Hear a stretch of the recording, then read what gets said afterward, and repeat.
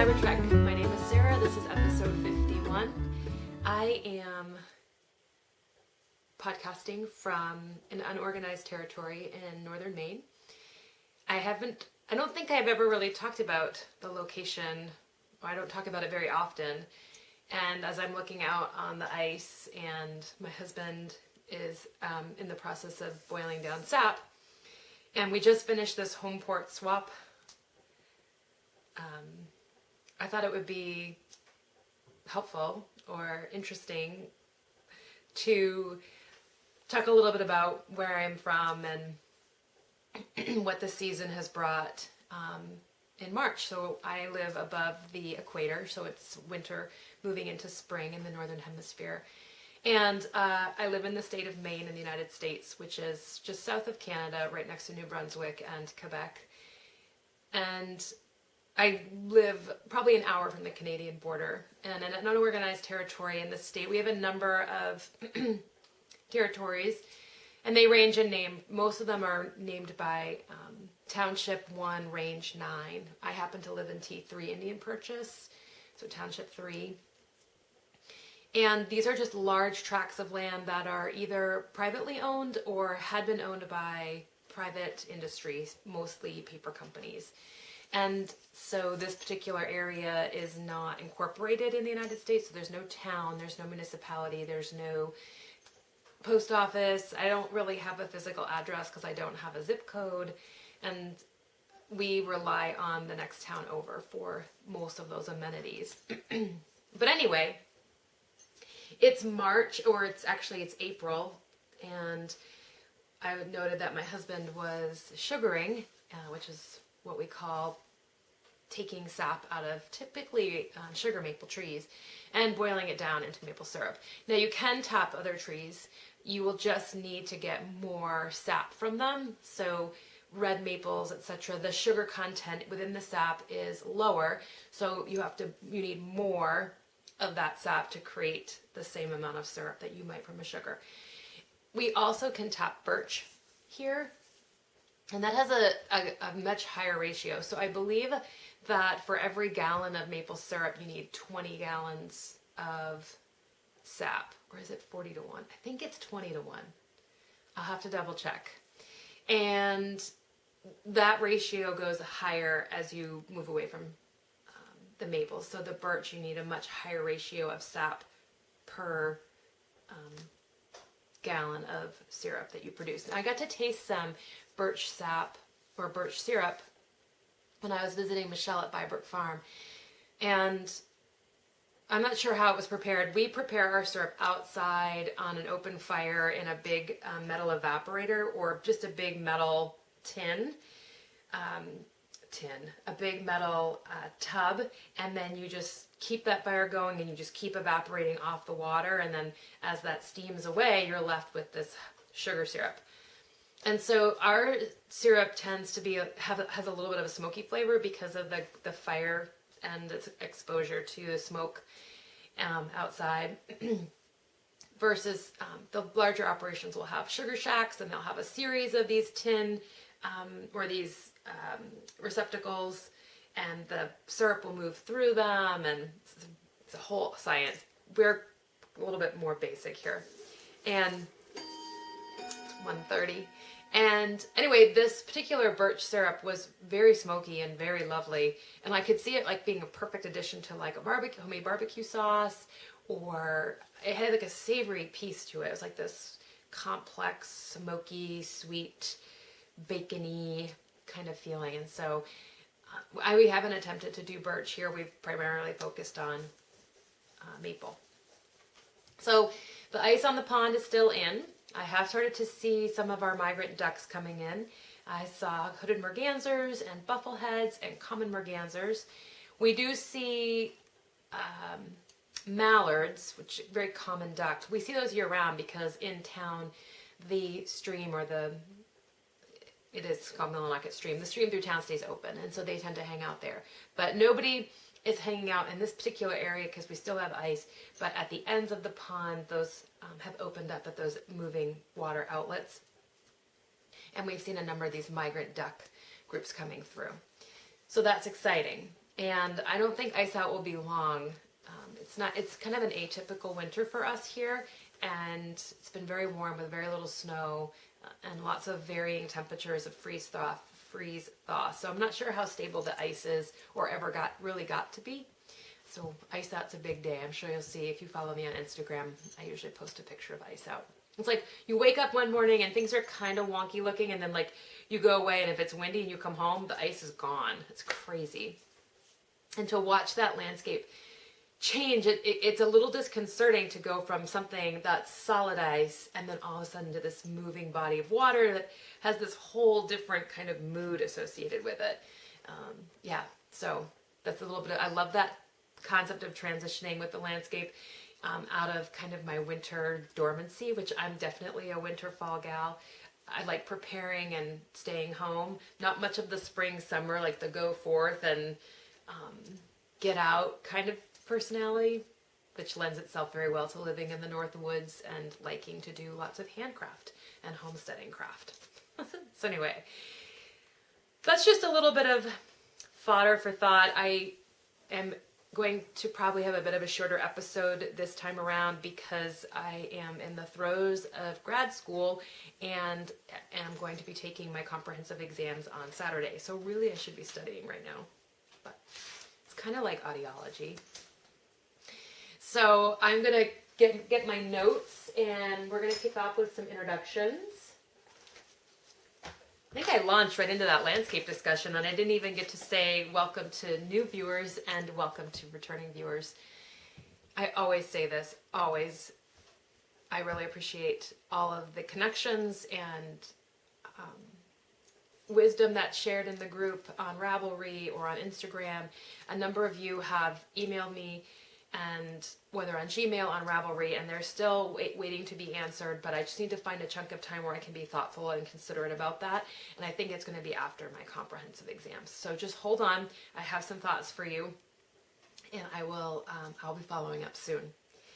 So we have a number of people that have introduced themselves in the thread, and like I say always, I wanted to share that because I feel like it is nice representative of the working knowledge within our group and the landscapes that are represented within our group.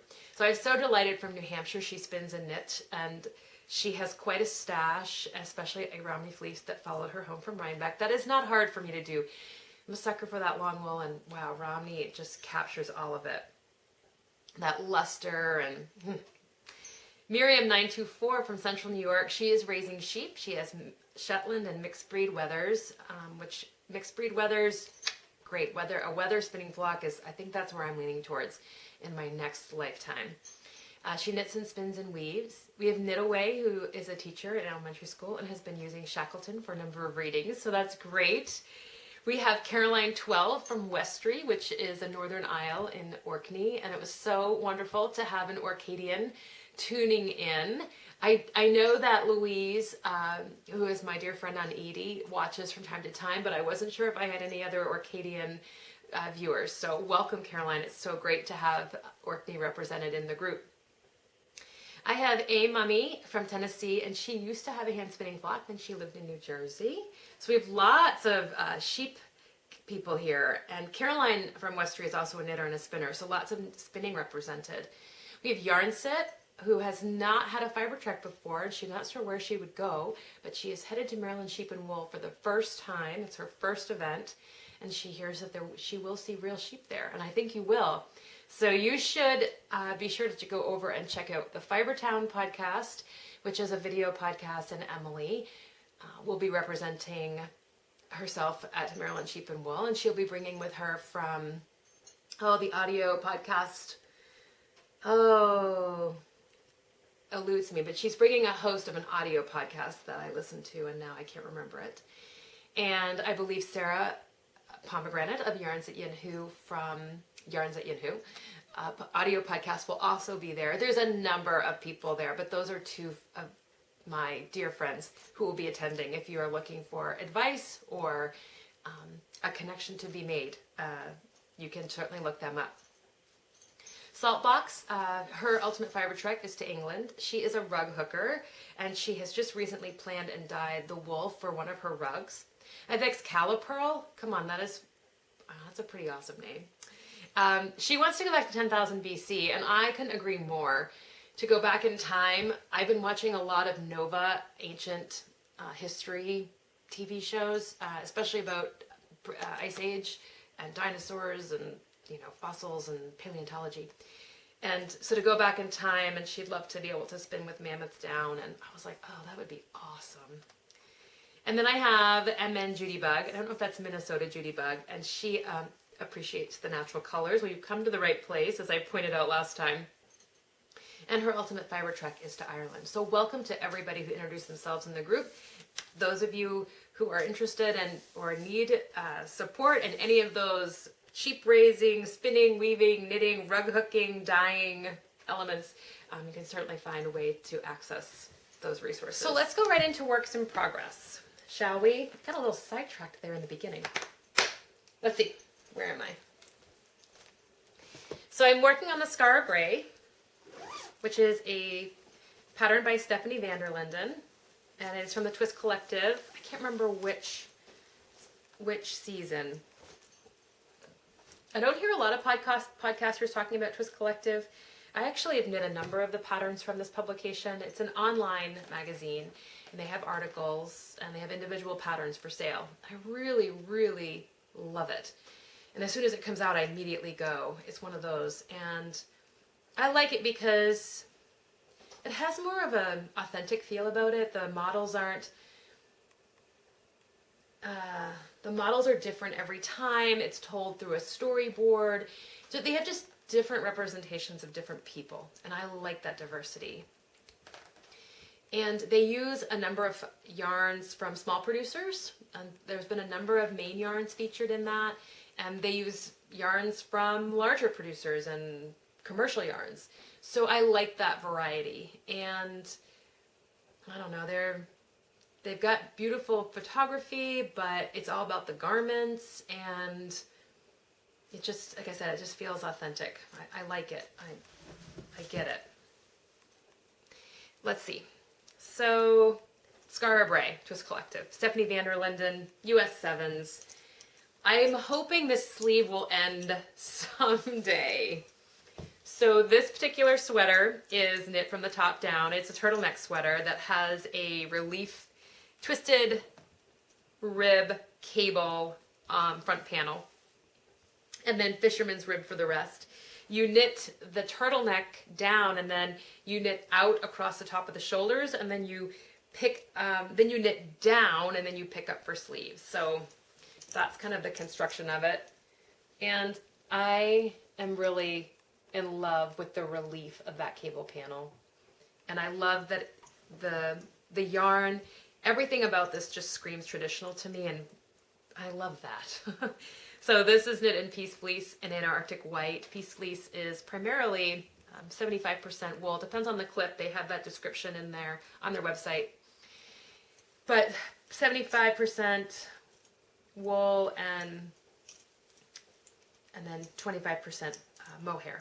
And they talk about where those particular resources come from on their website. I've talked about that before. So this sleeve goes on and on and on. I'm almost there. And I'm loving this particular project. But as you will see in acquisitions and discoveries, I've started to have some other things come in to my periphery that is drawing my attention away, because I want to start some other stuff. So, but I'm being diligent. And in doing so, I thought I'd take a break from the sleeve, and I'm working on the edging. So the entire thing is edged in a crochet edging. And at first I thought it was going to be a little bit too foo-foo for me, but I like the finished look, and I like the way it's getting the fabric to lay. So this is my first attempt at crochet. This is not a natural experience for me. So this is the first crochet I've ever done. And I always love it when I'm peeking over the top of my knitting. So you go all the way around the outside of the sweater. This is, of course, on the bottom of the sweater in a single crochet, and then you pick up and you do this crochet edging. And it's not too frilly, and I like the way that this sweater fits. It's got a lot of structure to it, and so when I have it on, there was no shaping involved, but it does create a shape. And so it skims over the body, and it doesn't flare at the hips, but it doesn't hug in at the hips. And I typically don't like ribbing on the bottom of my sweaters unless it's going to it's not going to be elastic. So everything kind of just hangs. And I like this because it has that structure, and it's the similar thing that I described in the Autumn's End cardigan that Emily of Fibertown knit for me out of kind of a more of a heftier weight. Just has that, just holds its structure, and I love that. I like that when I wear it with a skirt, and it's not kind of hugging in or bunching up the fabric near the top, and everything just kind of lays right where it should. This is a little bit shorter of a sweater, so it sits just on my hip bone, and so you kind of need that weight and that structure to kind of keep it where I want it to be. This is knit in Antarctic White. That's the colorway, but I think that's their natural colorway, and I'm very close to being finished. I never talk about my yarn, my bags. I know other podcasters like to do that, but I think it's always the same. This is the only sweater bag I have. I have tons of fabric to knit bags. I mean, not to knit bags, to sew bags, and I just haven't because I've been working on garments. But I like this size. I made this one out of a Birch Organics. It's just a little girl feeding squirrels and hedgehogs, which is my favorite pastime here in the North Woods. The other thing I have on the needles is a Daybreak Shawl by Stephen West. I'm knitting this out of Upton Yarns and Harami Cotswold 3-ply. These are all natural dyed yarns. I bought a gradient, or I put together a gradient of her natural dyed yarns, and I'm working on the blues. These are her indigos. So there's a lighter blue to start. This shawl is knit from the kind of the top down. It's a crescent shaped shawl with a series of slip stitches and strategic areas, and then stripes all the way down. And I'm knitting that in a dark blue. I mean, that's a kind of a light colonial blue, and then and then a darker indigo blue that will go into a gray, or maybe a dark brown, and then I go into this gray, and then I go into this beautiful copper walnut dyed. So these are all 3-ply. The main color is a natural Cheviot, which is a 3-ply from Bare Naked Knit Spot, which was designed for socks. And this is getting a lot of attention during class because it's easy and a little bit smaller, and I don't always have to look at it. Whereas the sweater right now, I need that chart for the cable panel. So that's it for really works in progress. For spinning, I've put together, I've plied, that's what I've done. I've plied 3 singles of the Nash Island 2015 clip, and really pleased with the way this came out. I put a lot of attention into the structure, and so I thought about twists per inch when I was plying this. When I've plied in the past, when I was first taught to ply, 15 years ago, I was taught to count my treadle and then feed it on. So pull out my yarn to a certain point, treadle for whatever number of times, and feed it on. And so I took that to another level with this particular skein. And it's the first time I've done that. I actually marked out the distance between the orifice and where my guide hand was. So my guide hand is here. My Lazy Kate would be behind me, which is a piece of equipment that holds your bobbins. And my hand is kind of at my side, propped up on usually an armrest. And I have it kind of, my plies coming over my fingers. So when I've got 2 plies on my pointer finger and a ply on my middle finger, and this hand never moves. And then I have my left hand, which is guiding the twist into the plies. So I took a piece of masking tape and I marked on my pant leg the distance between the orifice and my guide hand, and I knew that that was 12 inches. And then I set up the ratio on my wheel, the pulley system on my wheel, so that every time I treadled, I knew that there was 5 twists being put into the yarn. And so that I knew over 8 treadles that 40 twists would be put into the yarn over 12 inches. And I think, I was thinking, well, that will be about, whatever many twists per inch. And so I would do that. I would pull out 12, treadle 8 times, guiding my fingers up, and then pull that forward. This hand never moves. If you're interested in plying and plying technique, I always go back to Judith Mackenzie McEwen, and I will continually do that. She is really the wise woman. That's who I go to for a lot of my technique. I have the intentional spinner. I have 3 bags full, which is a video. I have the gentle art of plying, which is a video. And I've learned a lot just about positioning from her and how to ply and thoughtfulness. So anyway, so I don't remember where I was going with that. Well, if you're interested in learning more about plying, that's where I would point you to. So this was all done that way, and then I gave it a nice soak in some hot water and let it dry. And you can see it doesn't have too much extra energy in it. That energy you would see would be the spinning of the whole skein, but it doesn't have too much, and that works for me. And it doesn't feel like rope, but it looks like it's got enough strength to it that I feel that it would wear the way I want it to. So I will be working on plying my next bobbin this weekend. I haven't spun all the singles, but I wanted to get a feel of my finished product, and I was kind of in a bit of a spinning slump with this particular fleece, but this has reinvigorated my interest in it. I actually had it by my bedside for a couple nights because I was so happy with the product, and now I want to finish it up. This yarn smells so good. It still has a little bit of just a little bit of sheep about it. So we'll talk more about that in a minute. Acquisitions and discoveries.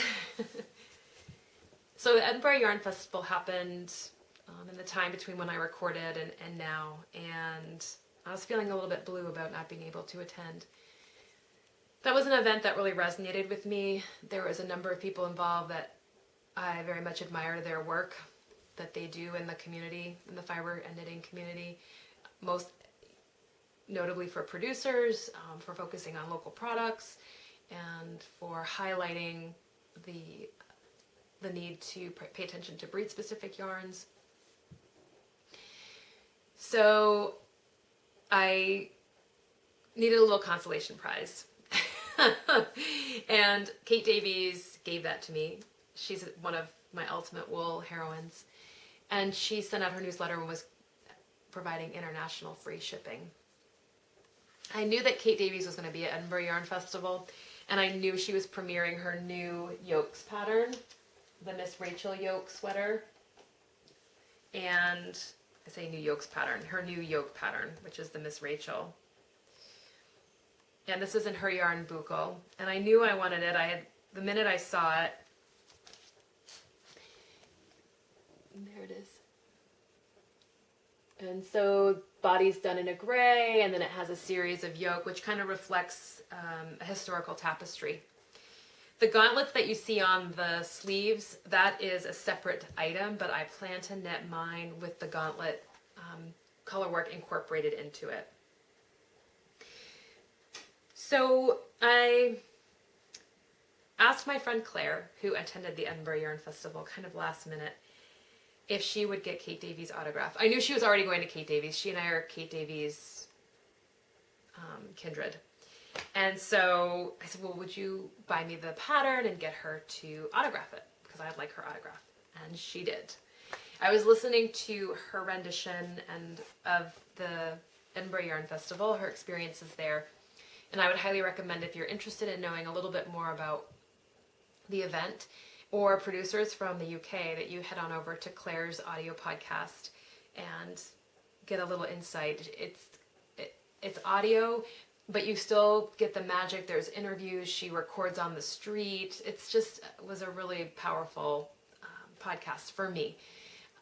And mostly because I have strong affiliation and connection with Edinburgh. I lived there for a while, and I have very close friends in Scotland. And so all of this was happening as I was listening to this podcast. And I got a little bit teary between exit 138 and 244, wherever I was traveling, which is a very desolate section. I guess it's 230 and 244. It's a very desolate section of my drive home. Friday afternoon, I've been at my practicum, which is a little bit of a interesting experience, and I was just like, oh. So anyway, so I knew that was coming, and with Kate's generous offer of free international shipping, I got myself the Miss Rachael kit. It came in the yolks bag. Yay! I wanted this one. And this is, like I said, in her buccal yarn. I did get the 7 skeins, but I wanted to keep that separate stash for other projects that I have planned. Most of that yarn is spoken for. And so I just went ahead and ordered the whole kit, which came with all the colors that you need and enough yarn to knit the sweater and the gauntlets. I don't know if I said that. So it has this really kind of fun green, jadey green, and red and mustard, and kind of a rosy pink, and then the natural dark gray, and then the full body will be in her Har colorway. So anyway, that was one acquisition. I have other acquisitions coming from Scotland, but they haven't arrived yet. The other thing that came during our break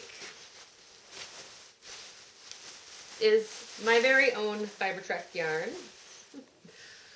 I sent off 2 fleeces I had found that I didn't realize I'd had. They were in the shed in a garbage, metal garbage can.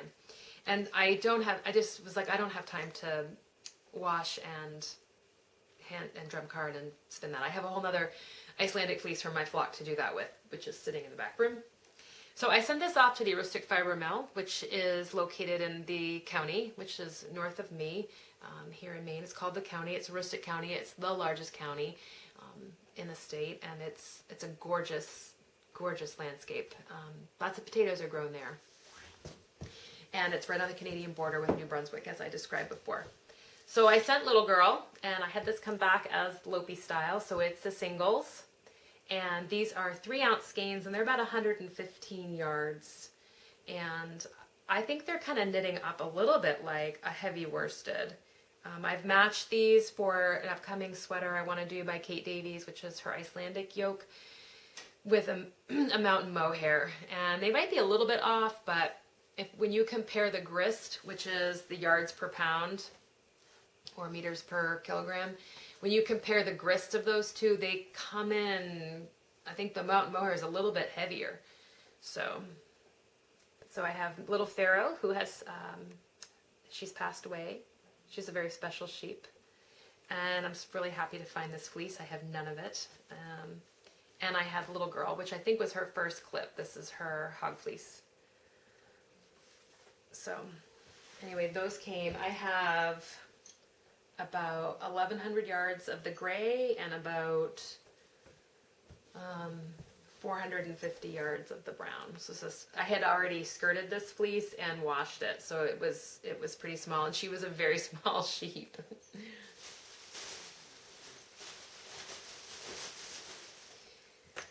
The other discovery I had was I knew this was kind of happening, but I got more intel on it from both Claire's podcast and also a podcast that I watch called Along the Lanes.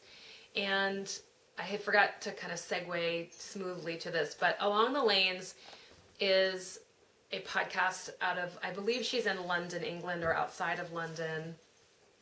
And she and I couldn't be more aesthetically different. So where she's like neon green and I'm like natural gray. But I really love her podcast. I enjoy the pace at which she goes. Her production is really fun and quirky. She has interesting things to share. It's informative and educational.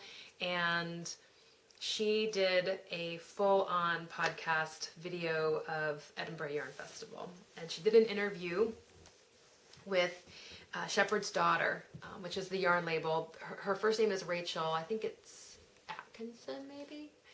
Her name eludes me. Her blog is mylifeinknitwear.com. She does an interview with this woman who has made a yarn out of the clip of her father's Hebridean flock. This is the 2015 clip. It's a limited edition. I believe you could only buy 2 skeins. This is what I learned from Claire. 2 skeins at Edinburgh Yarn Festival. So I have a penchant and soft spot in my heart, as you know, for rare conservation primitive breeds. I love to work with them, I love to knit with them, and I love to wear them. I have a full-on North Ronaldsy sweater that I wear, and some of you that might feel like a hair shirt, but for me it doesn't bother me at all. So I wanted to just, this is a discovery, but I wanted to just read you the description of this yarn because I thought she really captures how I feel about yarn and fiber and wool. But here it is. So it's that gorgeous deep chocolate brown. You can see the Kemp in it. Kemp is really a sign of that primitive throwback to the original sheep, the ancient, or, you know, initially domesticated groups. The overall color is a complex dark pitch which becomes silvery gray or tan brown in different lights. A soft and drapey handle becomes a fabric with bounce and structure once knitted, and it smells of the fields and the flock and new lambs in straw-filled barns. And it is so exceptionally beautiful. My heart sings whenever I pick it up. Yeah, so if you want to sell me yarn, that's how you do it, right? Dark pitch, silver gray, fields and flock, new lambs, straw filled. Yeah, that's what I want to stash. That's soulful stash to me. I have a hashtag on Instagram, which is soulful stash. When you run into these types of experiences with fiber or yarn or projects, you can hashtag soulful stash and it will show up there. There's actually quite a few posts there. I was surprised. I went over to take a look at that. So please feel free to add your soulful stash to our Instagram stash. So anyway, I was really excited about this. I'm not sure if there's any available. She does say on her blog, mylifeinknitwear.com, that there would be a release if there was any left. So you can go over there and check that out. But anyway, I just wanted to just highlight one of those producers that when I was learning about Edinburgh Yarn Festival, I just really, I just got really excited about that. All right. One caveat I wanted to say about podcasts, especially when I was talking about my spinning. So if you're looking for more information, or if you're looking for a really, the word just escaped me, prolific spinners, the back history of Woolen Spinning Podcast with Rachael Smith, I would recommend. And I would also recommend Snappy Stitches. She is friends with Rachael and from the Vancouver area. And she does a lot of spinning and talks a lot about spinning and fiber and her Hansen mini spinner and her wheel. So I meant to say that when I was talking about this. So if you are interested in learning more about spinning and fiber and the structure of yarn, I would recommend the Snappy Stitches podcast. I really enjoy watching that. Okay, so Shackleton, it continues. This is the thing about Shackleton. It's a long trip. Those of you who don't know what I'm talking about, this is a craft along where you pick your epic project and you do it. And that's what we're doing. The reason we chose Shackleton is because of his high success rate, meaning everybody survives. They didn't actually finish what they set out to do, and that's really in some ways not the point of this thing, is not necessarily to finish, it's to attempt and know that you're going to come back alive with lots of support. So as of February 24th, the ship, the Endurance, becomes quote unquote the Ritz. That's what they called the boat. And they live on that boat until May. And in May, unfortunately, the Endurance meets her ultimate fate and sinks below the ice. We'll talk about that when we get there. But for the most part, we're in winter quarters right now. There's a lot of football playing and soccer playing, and hanging out on the ice in the Antarctic sun. I did redraw in our Shackleton thread the woolly wormhead pattern because it was never claimed, and so we have these morale boost draws, and I wanted to announce that Mama to 8 has won her choice of a woolly wormhead from the collection that I reviewed 2 episodes ago. So Mama to 8, get in touch with me and I will put you in touch with woolly wormhead, and we can get you one of those patterns for your collection. My report on Shackleton is that I will be heading to Starcroft Fiber Mill. Fingers crossed, no snow, no illness. I think those are the last 2 things that have gotten in our way. And I will be putting together my yarn, the Shackleton base, out of the gray fleece from Nash Island.